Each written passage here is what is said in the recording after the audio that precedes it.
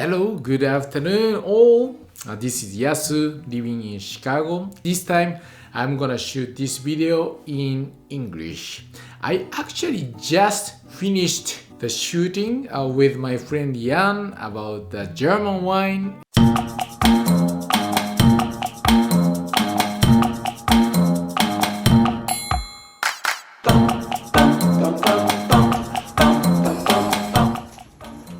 You look good with the pink pants. Yeah. Exactly. So I didn't tell him anything about wine bottle we are gonna be opening, but the wine bottle we are gonna be opening today is this one. That's a German wine. It's called. Let's see. No, you pronounce it. It's Riesling as a grape type, and that's Spätlese. That's pretty good. Oh, good. What about the other part of the label? Dr. Lucen. Dr. Lucen, right? The middle part is tricky. Middle part? Ja, noch Treppchen. Hold on. That's Erdener Tropican. That's close. Erdener Tropican. And it's from Moselle. And the alcohol level is really low. That's 8.5%. So that's really light. Spätlese is Qualitätswein. What is Qualitätswein? Qualitätswein is basically the Qualitätswein. Qualitätswein is basically the classification for. Difficulty of German wine is that Germany has its own wine law. Basically, there are two. One is Qualitätswein and the other is Prädikatswein. German wines based on the harvest time. And the cabinet is the youngest. Cabinet is the youngest. Yeah. Okay. And in this particular case, there is something so special. So that's why I chose this bottle. You know, around the cap of the bottle, you can see alphabet in here, right? That's saying VDP. What is VDP about? Verband Deutscher Qualitätswein. Ah, you said it already. I was gonna say. Okay. Verband Deutscher Prädikatswein. It's like Verband is like association. Deutscher, German, of German Prädikatswein wine producers. So it's like an association of certified wine producers. Yeah. So funny thing is that when I was studying WSET level 2, it didn't talk anything about the VDP, Bourbon Deutscher Prädikatswein. Something like that, right? Another difficulty of German wine is that it's quite difficult to pronounce, and also they utilize the different name for the grapes from the internationally known wines. In case of Pinot Noir, they will call it like Spätburgunder, right? It's the best thing to shoot the video with Jan, who is a native German speaker, of course. So this way, you know, we can get to hear how to pronounce that and don't listen to my pronunciation. Okay, so let's get started then.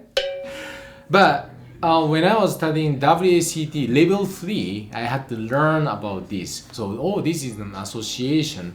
So that's even beyond, in a way, beyond Prädikatswein, Qualitätswein, but that's an association, Right.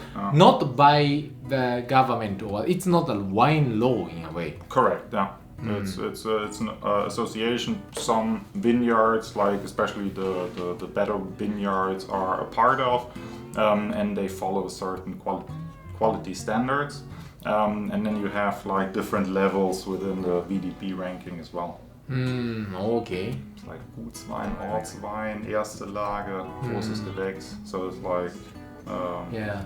But in a way, it's certified by this group, this association, right? So that means that this wine should be pretty good. Right? Yeah. So in general, when you look for mainly German Rieslings, the little eagle on top with the VDP is usually a good sign that it's a good wine, good quality wine. So I'm gonna open this, and to open this bottle, I'm gonna be using this special Sommelier Knife. I really like it. That's by Chateau Laguiole. So I'm gonna be opening this. And what kind of aromas and flavors do you think you're gonna find in this wine? Spätlese is usually a little bit on the sweeter side.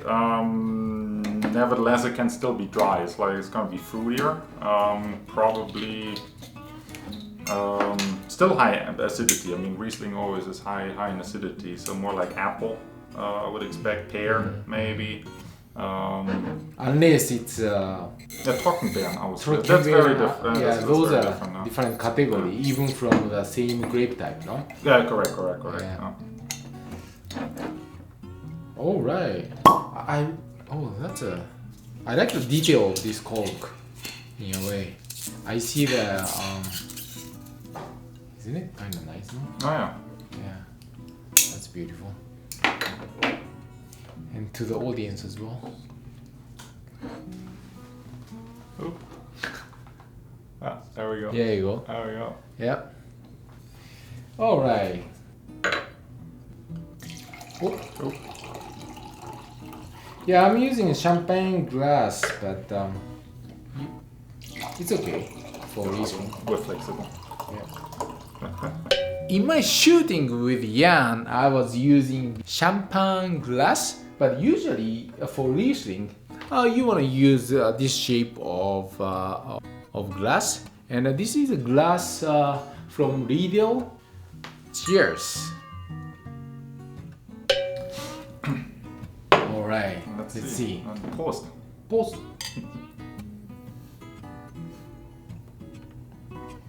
It's got the typical Riesling Acidity, no? acidity Stress. and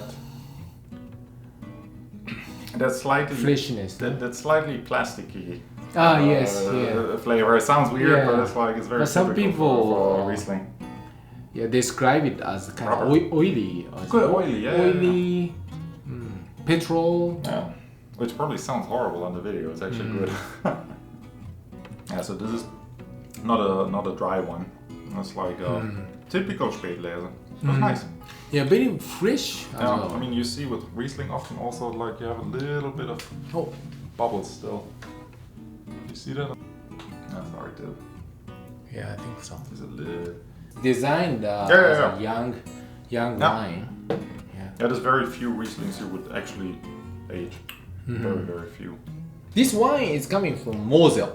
Moselle is considered as the top wine producing area, probably, or maybe it's one of them. Other people in Mosel would agree. But Mosel definitely one of the top regions. The one thing that is Mosel area is very pretty actually, because it has the steep valleys you might have seen before. So that's very characteristic of Mosel. And then Rheinhessen, Baden is more flat, not as steep. Yeah. So that means that it's better to have the vineyard facing south or southeast, right? And Mosel runs west to east. So you have the north bank and the south bank, and the north bank has the sun. Right. So most probably we don't know. You know, I haven't studied enough of this producer, but they should have vineyard facing south, probably. You know. Probably. Maybe I'll investigate that later. But you can remember that usually the best vineyards are facing southeast. No. Steep is so deep. Doesn't mean that you have to do hand harvest. Yeah, there's no machinery you can utilize whatsoever. Wine regions in Germany, where would you recommend? I would say Mosel is probably the most famous. Picturesque place? For sure. Yeah. Paying for the people who have suffered from this, Yeah, this flood. It was pretty rough. Mosel was actually not that affected. It was very local. It was one valley further north, which is also a wine region, Ahrtal. And they get hammered pretty bad. Quite a few people lost their lives and homes. So hopefully they're all doing good and can recover and rebuild quickly in that area. It's always nature is not to mess with. Yeah, but it can happen anywhere in the world.